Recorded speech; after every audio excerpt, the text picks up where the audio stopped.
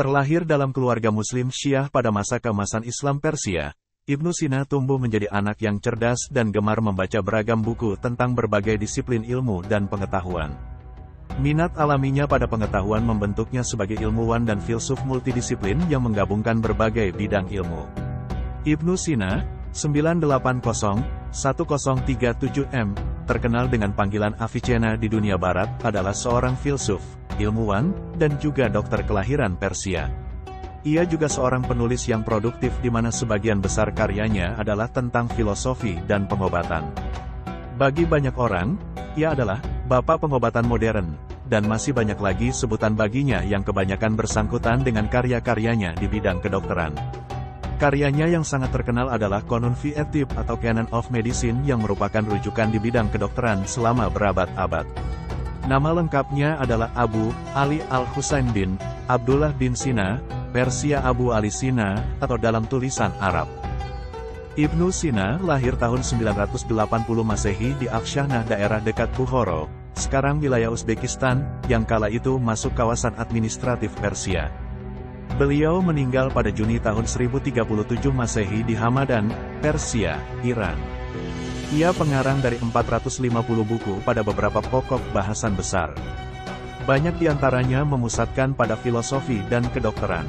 Pada zaman ia hidup, ilmuwan-ilmuwan Muslim banyak menerjemahkan teks ilmu pengetahuan dari Yunani, Persia, dan India. Teks Yunani dari zaman Plato, sesudahnya hingga zaman Aristoteles secara intensif banyak diterjemahkan dan dikembangkan lebih maju oleh para ilmuwan Islam. Pengembangan ini terutama dilakukan oleh perguruan yang didirikan oleh Al-Kindi. Pengembangan ilmu pengetahuan di masa ini meliputi matematika, astronomi, aljabar, trigonometri, dan ilmu pengobatan. Pada zaman dinasti Samayid di bagian timur Persia wilayah Khurasan dan dinasti Buyid di bagian barat Iran memberi suasana yang mendukung bagi perkembangan keilmuan dan budaya. Di zaman dinasti Samaniyah, Bukhara dan Baghdad menjadi pusat budaya dan ilmu pengetahuan dunia Islam. Ilmu-ilmu lain seperti studi tentang Al-Quran dan hadis berkembang dengan suasana perkembangan ilmiah. Ilmu lainnya seperti ilmu filsafat, ilmu fikih dan ilmu kalam sangat berkembang dengan pesat. Pada masa itu Ar-Razi dan Al-Farabi menyumbangkan ilmu pengetahuan dalam bidang ilmu pengobatan dan filsafat. Pada masa itu pula Ibnu Sina memiliki akses untuk belajar di perpustakaan besar di wilayah Balkah, Khwarezmia, Gorgan, Kota Rai, Kota Isfahan dan Hamedan. Selain fasilitas perpustakaan besar yang memiliki banyak koleksi buku, pada masa itu hidup pula beberapa ilmuwan Muslim seperti Abu Raihan al-Biruni seorang astronom terkenal, Aruzi Samarkandi, Abu Nasr Mansur seorang matematikawan terkenal, Abu Al-Khair Hamar seorang fisikawan dan ilmuwan terkenal lainnya. Dalam konteks ini, Syekh Ar-Rais Abu Ali Hussein bin Abdillah bin Hasan bin Ali bin Sina, Avicenna, sudah terbiasa dengan pembahasan ilmiah terutama yang disampaikan oleh ayahnya. Kecerdasannya yang sangat tinggi membuatnya menonjol, sehingga salah seorang gurunya menasehati ayahnya agar Ibnu Sina tidak terjun ke dalam pekerjaan apapun selain belajar dan menimba ilmu. Dengan demikian, Ibnu Sina secara penuh memberikan perhatiannya kepada aktivitas keilmuan. Kejeniusannya membuat ia cepat menguasai banyak ilmu, dan meski masih berusia muda, beliau sudah mahir dalam bidang kedokteran. Beliau pun menjadi terkenal, sehingga Raja Bukhara, yaitu Nuh bin Mansur yang memerintah antara tahun 366 hingga 387 Hijriyah ketika jatuh sakit memanggil Ibnu Sina untuk segera merawat dan mengobatinya. Berkat hal itu, Ibnu Sina dapat leluasa masuk ke perpustakaan istana Samani yang besar. Mengenai perpustakaan itu Ibnu Sina mengatakan, "Semua buku yang aku inginkan ada di situ. Bahkan aku menemukan banyak buku yang kebanyakan orang bahkan tak pernah mengetahui namanya. Aku sendiri pun belum pernah melihatnya dan tidak akan pernah melihatnya lagi. Karena itu aku dengan giat membaca kitab-kitab itu dan semaksimal mungkin memanfaatkannya. Ketika usiaku menginjak 18 tahun, aku telah berhasil menyelesaikan semua bidang ilmu." Meskipun Ibnu Sina memiliki banyak kesibukan di dunia politik, baik sebagai penasihat di istana Raja Mansur dari dinasti Samanid maupun sebagai menteri di pemerintahan Abu Tahir Syamsud Daulah Dailami, kemudian ia juga terlibat dalam konflik politik yang berkecamuk pada masa itu. Hal tersebut tidak mengurangi dedikasinya dalam aktivitas keilmuannya. Ibnu Ibnu Sina tetap menguasai dan mengeksplorasi berbagai cabang ilmu seperti hikmah, logika, dan matematika. Bahkan, meskipun menghadapi berbagai tantangan seperti perjalanan panjang ke berbagai tempat di dunia, serta penahanannya dalam penjara Tajul Mulk oleh penguasa Hamedan, Ibn Sina tetap produktif dalam menciptakan karya ilmiah. Ini menunjukkan bahwa ketertarikannya pada pengetahuan dan dedikasinya terhadap ilmu pengetahuan tidak terganggu oleh keterlibatannya dalam urusan politik atau kendala-kendala pribadi yang dihadapinya. Ketika berada di istana dan hidup tenang serta dapat dengan mudah memperoleh buku yang diinginkan, Ibnu Sina menyibukkan diri dengan menulis kitab konon dalam ilmu kedokteran atau menulis ensiklopedia filsafatnya yang diberi nama Kitab Al-Sifat. Namun ketika harus bepergian, ia menulis buku-buku kecil yang disebut dengan risalah. Saat berada di dalam penjara, Ibnu Sina menyibukkan diri dengan menambah bait-bait syair atau menulis perenungan agamanya dengan metode yang mudah. Di antara buku-buku dan risalah yang ditulis oleh Ibnu Sina, yaitu Kitab Al-Sifat dalam filsafat dan Al-Qanun dalam ilmu kedokteran kemudian dikenal sepanjang masa. Al-Sifat ditulis dalam 18 jilid yang membahas ilmu filsafat, mantik, logika, matematika, ilmu alam dan ilahiyat. Mantik Al-Sifat saat ini dikenal sebagai buku yang paling otentik dalam ilmu mantik Islami, sementara pembahasan ilmu alam dan ilahiyat dari Kitab Al-Sifat sampai saat ini juga masih menjadi bahan pelajaran. Dalam ilmu kedokteran, Kitab Al-Qanun tulisan Ibnu Sina selama beberapa abad menjadi kitab rujukan utama dan paling otentik. Kitab ini mengupas kaidah-kaidah umum ilmu kedokteran, obat-obatan dan berbagai macam penyakit. Seiring dengan kebangkitan gerakan penerjemahan pada abad ke-12 Masehi, Ibn Sina tumbuh di dalam keluarga kaya dan terpandang karena ayahnya menjadi wali di Akshanat sebelum kemudian hijrah ke Bukhara. Ia dibesarkan di lingkungan keluarga penganut Islam Syiah yang intelektual. Ayah dan saudara-saudaranya dikenal sebagai Muslim Syiah. Ia juga hidup di dalam sebuah lingkungan bilingual, dua bahasa. Bahasa ibunya adalah bahasa Persia, sedang bahasa pendidikannya adalah bahasa Arab. Di Bukhara, Ibnu Sina mulai menerima pendidikan. Oleh ayahnya, ia diberikan pelajaran privat dengan memanggil seorang tutor, pengajar khusus yang dibayar oleh keluarga-keluarga bangsawan, ke rumahnya. Tampaknya pendidikan yang disediakan untuk Ibnu Sina oleh ayahnya berskala sangat luas, mencakup kajian keagamaan Islam dan mata kajian sekuler dari Arab, Yunani, dan tradisi India. Beliau memulai pendidikannya dengan belajar menghafal Al-Quran dan sastra dan bahasa Arab, termasuk dasar-dasar keagamaan lainnya seperti fikih. Beliau mempelajari kepada Abu Muhammad Ismail ibn al-Husaini al-Zahiri. Diperkirakan, Ibnu Sina telah merampungkan pelajaran bahasa, sastra, dan dasar-dasar keagamaan sebelum usia 10 tahun. Selanjutnya, ia mempelajari ilmu akibat kepada teman ayahnya yang ahli filsafat yaitu Ali Abu Abde Allah Ta'ala. Melalui hal ini, awalnya Ibn Sina berkenalan dengan logika, geometri, dan astronomi, serta filsafat. Dalam beberapa tahun berikutnya, ia telah mempelajari logika Aristoteles melalui organon, geometrinya Euclid dengan mengkaji elements, dan juga astronomi tidak terkecuali kosmologi patologi dari Almagest, dan segera bisa melampaui pengetahuan gurunya di dalam ilmu-ilmu tersebut. Sejak usia 14 atau 15 tahun Ibnu Sina meneruskan pendidikannya secara otodidak. Ia membaca teks dan uraian di dalam ilmu-ilmu alam, metafisika, dan ilmu kedokteran. Ia mempelajari kedokteran sampai mahir sehingga suatu ketika pada usia 16 tahun, ia telah mampu mengajar dan mempraktikannya.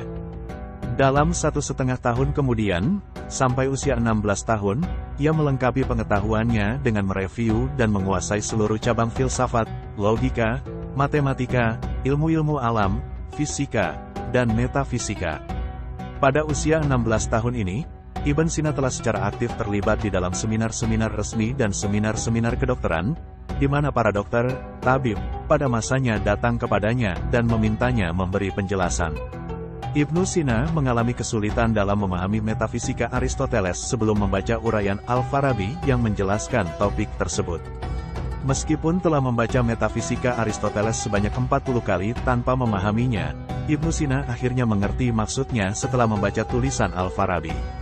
Setelah memahami buku tersebut, Ibnu Sina tidak hanya siap memahami metafisika Aristoteles, tetapi juga memberikan kontribusi yang mendalam dan berbeda dalam mendefinisikannya. Ketika usia Ibnu Sina mencapai 21 tahun, ayahnya meninggal dunia. Sepeninggal ayahnya dan di tengah kondisi kehancuran Daulah Samaniyah, Ibn Sina meninggalkan Bukhara menuju kota Kurkan di Khawarizm. Di sana, ia disambut oleh Wazir Abu Al-Husain Al-Sahli di istananya yang menyenangi filsafat serta orang yang mencurahkan pemikirannya untuk filsafat. Ibnu Sina kemudian diperkenalkan kepada Amir Ali bin Mamun, penguasa Kurkan di bawah Khalifah Mamun bin Mamun, yang memperkenankannya tinggal di istananya. Di istana Amir Ali inilah, Ibnu Sina tinggal selama 10 tahun sampai 1012 M402H. Di Kurkan ini pula, Ibn Sina menunjukkan keterlibatannya pada kelompok ilmiah bersama dengan tokoh-tokoh lainnya seperti Al-Biruni, 362 sampai 448 Hijriah, Abu Sahal Al-Masihi, wafat 401 Hijriah, ahli fisika Abi Al-Khair Ibn Al-Hasan Ibn Al-Hamar, dan ahli matematika Abi Nasr Ibn Al-Araq, yang juga sama-sama berada di istana.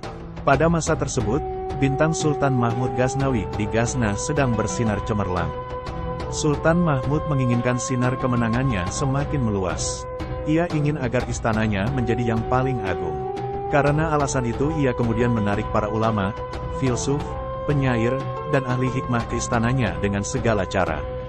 Ketika ia mendengar kelompok Kurkan, Sultan Mahmud berkirim surat pada Sultan Mamun, yang dibawa utusannya dan berisi permintaan agar mengirimkan seluruh tokoh tersebut ke istananya. Sesampainya utusan Sultan Mahmud sampai di Khawarizm, Amir menunjukkan surat kepada para ulama yang namanya tercantum di dalam surat tersebut. Sementara 3 orang, Al-Biruni, Al-Araq, dan Hamar, menyatakan ketertarikannya dan akhirnya berangkat ke Ghazna. Ibnu Sina dan Al-Masihi dengan bantuan Mamun memilih melarikan diri ke selatan. Al-Masihi tewas di dalam perjalanan di dalam sebuah badai di gurun pasir. Sementara Ibnu Sina dengan susah payah bisa tiba di Bawat, lalu menuju Tus dan Naisapur. Akhirnya, ia sampai ke Jurjan yang ketika itu dikuasai oleh Syams al-Ma'ali Qabus bin Wasimakir yang menyambutnya dengan baik. Kejadian ini berlangsung masih di tahun 402 Hijriah, 1012 Masehi.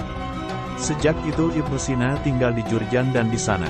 Dalam usia 32 tahun, ia bertemu dengan Abd al-Wahid Abu Ubaid al-Jurjani yang kemudian menjadi murid, mendampingi perjalanan selanjutnya dan sekaligus menuliskan napak tilas kehidupannya. Di sana ia juga bertemu dengan Abu Muhammad al-Shirazi yang menyediakan satu rumah bagi Ibnu Sina, di samping rumahnya sendiri, yang digunakan sebagai pusat pengajaran. Di mana kemudian ia menulis karangan untuk al-Shirazi berjudul Kitab Al-Irsyad Al-Kuliyat dan Al-Mabda wa Al-Ma'ad. Di Jurjan juga, pada tahun 402 Hijriah, 1012 Masehi, Ibnu Sina memulai penulisan naskah besar kedokteran karangannya, Al-Qanun fi Al-Tib, Canon of Medicine. Ketika Sultan Qabus terbunuh dan keadaan politik di Jurjan bergolak, Ibn Sina, dengan diiringi oleh Al-Jurjani, berturut-turut pindah ke Rai, Quzwain, kemudian ke Hamadan, semua kota tersebut masuk kawasan Iran. Di Rai, kota terkaya di Persia, kini Iran, utara masa itu, Ibnu Sina mengobati pangeran yang terserang melankolia dan depresi, Majd al-Daulat, 387-420 Hijriah, di istana kerajaan. Majd al-Daulat adalah penguasa Buwaihi yang sangat lemah di dalam memerintah. Di dalam menjalankan roda pemerintahan ia diatur oleh ibunya, Ratu Dawajir. Ketika Sultan Mahmud Ghaznawi mengirimkan surat tantangan, Ratu Dawajir masih dapat membalasnya melalui sebuah surat balasan. Tetapi ketika ibunya meninggal di tahun 1028 Masehi, Majd al-Daulat tidak lagi mampu mengontrol tentaranya dan bahkan mengundang Mahmud Ghaznawi, yang kemudian justru menjadikannya tawanan. Dalam kondisi demikian, Ibn Sina tidak menunggu lama lebih lagi, kemudian ia melarikan diri ke Quzwain. Dari Quzwain inilah, kemudian Ibn Sina pindah ke Hamadan. Di Hamadan, ia dipanggil untuk mengobati penyakit kolik yang diderita Amir Syams al-Daulat, 387-412 Hijriah, kepala pemerintahan dari dinasti Buwaihi saudaranya Majd al-Daulat. Di sana ia tinggal 40 hari untuk mengobati Amir sampai sang Amir sembuh dari sakitnya. Ia tiba di sana di akhir tahun 405 Hijriah, 1015 Masehi. Karena kesembuhannya, Ibnu Sina sangat dihormati sang amir. Sampai-sampai Ibnu Sina diberi kehormatan menjadi menteri pertama, dan salah satu sahabatnya. Jabatan menteri tersebut dipegang oleh Ibnu Sina tidak kurang dari 5 tahun. Tampaknya Ibnu Sina bersikap sangat tegas di dalam menyikapi tentara dan pegawai yang korup. Angkatan bersenjata kemudian melakukan demonstrasi ke rumahnya, memfitnah lalu menahan dan menangkapnya. Ia ditangkap dan diminta kepada Amir agar dijatuhi hukuman mati. Amir menolak tuntutan mereka, tetapi untuk memuaskan tuntutan mereka, Amir akhirnya memperlakukan hukuman buang. Ibnu Sina terpaksa bersembunyi di rumah Abi Said bin Dahduk selama 40 hari. Tak lama setelah itu, Amir Syams al-Daulat sakit kembali, dan Ibnu Sina kembali diminta mengobati. Amir kemudian mengembalikan Ibnu Sina menjadi menterinya lagi. Di saat Syam al-Daulah meninggal dunia dan Sama al-Daulat memerintah 412-414 Hijriah, menggantikan ayahnya serta memilih Taj al-Mulk menjadi wazir, Ibnu Sina menulis surat permintaan suaka politik kepada Ala al-Daulat, Amir kota Isfahan yang terkenal indah. Kejadian tersebut diketahui oleh Taj al-Mulk, yang menyebabkannya ditangkap dan ditahan di benteng Fardajan di wilayah Jarrah sekitar 55 mil di luar kota Hamadan. Ketika itu, harapan untuk keluar dari penjara tampaknya dipandangnya sangat tipis, sampai ia menulis syair. Aku masuk dengan pasti sebagaimana telah engkau saksikan, sementara ketidakpastian menyertai dalam hal kapan keluar. Namun, di benteng tersebut, ia justru berhasil menyelesaikan penulisan kitab Al-Hidayat, dan kisah alegoriknya, Hai Ibnu Yaksan. Ketika kemudian terjadi peperangan antara Sama al-Daulat Amir Hamadan dengan Ala al-Daulat sang Amir Isfahan, Ibnu Sina kemudian dilepas oleh Ala al-Daulat setelah ia terpenjara selama 4 bulan lamanya. Sekeluarnya Ibnu Sina dari penjara, ia kemudian minta perlindungan ke Isfahan. Di sana, ia disambut dengan hangat.